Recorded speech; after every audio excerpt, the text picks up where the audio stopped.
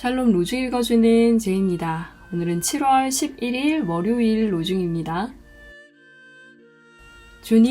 주님께서는 저의 힘과 능력이시며 환난 때의 피난처이십니다.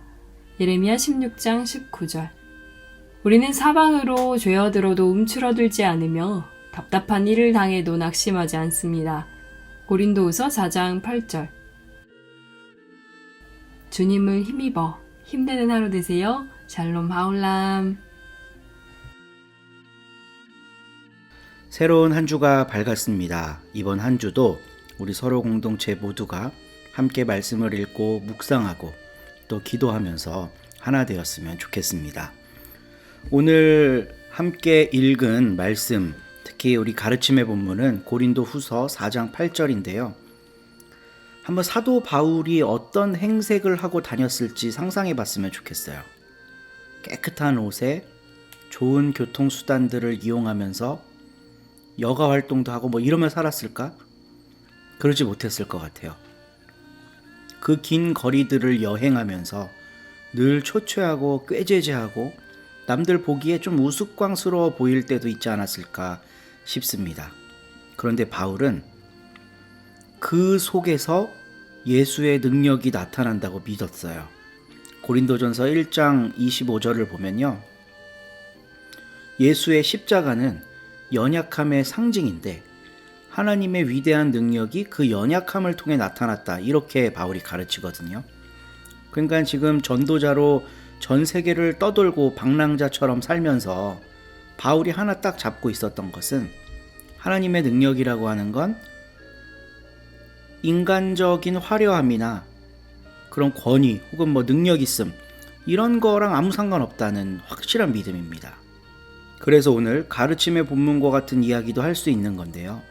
사방으로 죄어들어도 움츠러들지 않고 답답한 일을 당해도 낙심하지 않는다.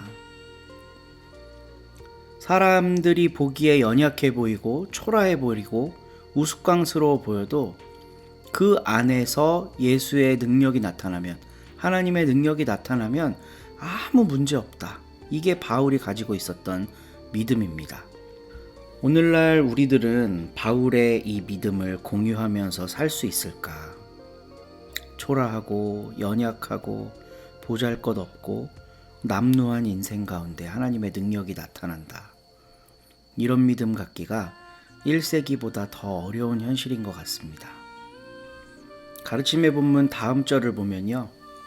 박해를 당해도 버림받지 않고 거꾸러뜨림 당해도 망하지 않는다. 이런 이야기도 하고 있거든요. 이런 신앙이 오늘 우리들에게도 이어졌으면 좋겠습니다. 오늘 함께 읽을 새 한글 성경 본문은 사도행전 9장이고요. 홍승만 목사님이 낭독해 주십니다. 이번 한 주도 승리하세요.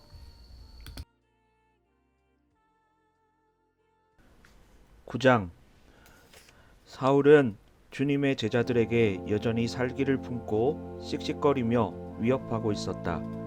그는 대제사장을 찾아갔다. 사울은 다마스쿠스에 있는 여러 회당에 보내는 편지들을 대제사장한테 요청했다. 믿음의 길을 가고 있는 사람들을 만나면 남자든 여자든 잡아 묶어서 예루살렘으로 끌고 오기 위해서였다. 길을 가는 가운데 다마스쿠스에 가까이 이르렀을 때의 일이다. 갑자기 하늘로부터 빛이 그를 둘러 비추었다. 사울이 땅에 쓰러져서 자기에게 말하는 목소리를 들었다. 사울아, 사울아, 왜 나를 박해하느냐? 사울이 말했다. 당신은 누구십니까, 주님? 그분이 말씀하셨다. 나는 바로 내가 박해하는 예수다. 일어나 그 도시 안으로 들어가라. 내가 무엇을 해야만 할지를 거기서 듣게 될 것이다. 사울과 함께 길을 가던 사람들은 말문이 막힌 채 서 있었다. 목소리는 들었으나 예수님은 볼 수 없어서였다. 사울이 땅에서부터 일으킴을 받았다. 그런데 그는 눈을 뜨고는 있었지만 아무것도 볼 수는 없었다. 사람들이 사울의 손을 잡고 이끌어 다마스쿠스로 데리고 들어갔다. 사울은 3일 동안 보지 못하는 채로 지냈다. 또 먹지도 않고 마시지도 않았다. 다마스쿠스에 어떤 제자가 있었는데 이름이 하나냐였다. 주님이 환상 가운데서 하나냐한테 하나냐 하고 말씀하셨다. 그가 대답했다. 예, 제가 여기 있습니다, 주님. 주님이 하나냐한테 말씀하셨다. 일어나서 유세이야 곧은 길이라 하는 거리로 가거라. 유다의 집에서 이름이 사울인 타르수스 사람을 찾거라. 보라, 그가 기도하고 있다.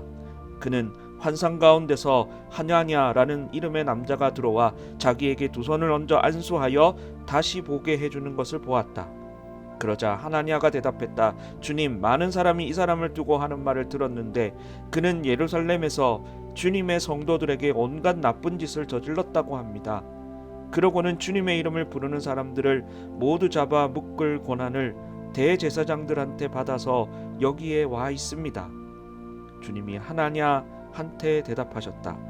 가라, 내가 선택한 그릇이 바로 이 사람이기 때문이다. 이 사람은 민족들과 임금들과 이스라엘 사람들 앞에서 내 이름을 알려야 한다.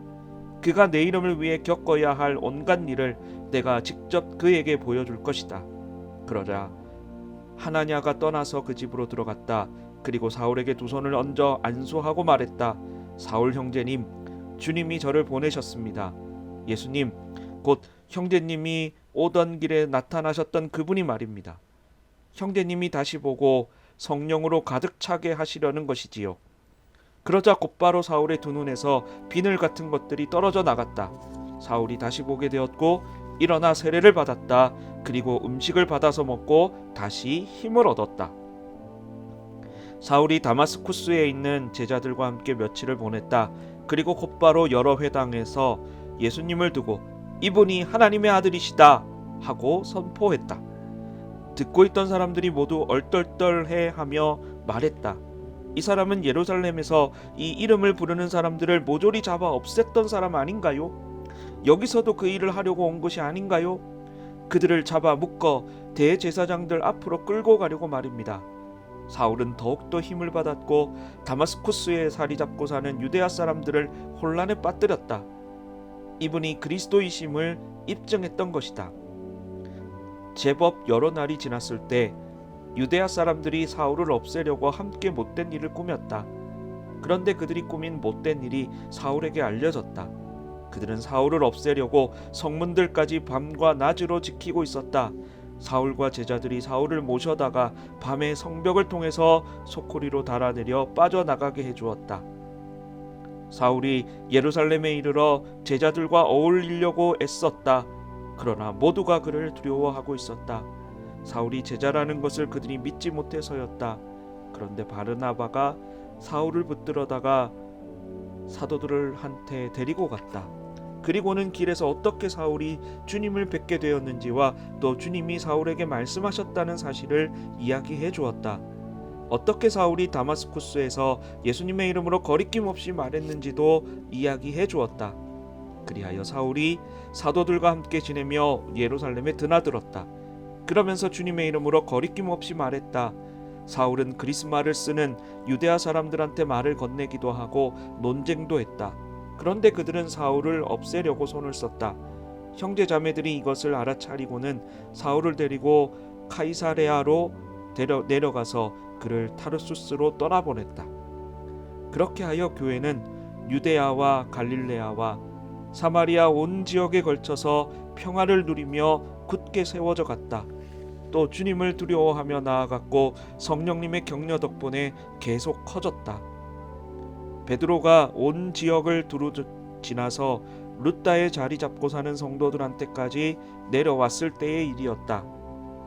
거기서 어떤 사람을 만났는데 이름은 아이네이스였고 8년째 병상에 드러누워 있었다.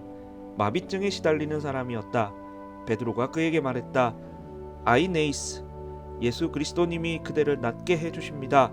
일어나 자리를 정돈하세요. 그러자 곧바로 그가 일어났다. 룻다와 샤론 평지에 자리 잡고 사는 사람들 모두가 그를 보았다. 본 사람들은 다 주님께로 돌아왔다. 요바에 어떤 여자 제자가 있었는데 이름은 타비다였다.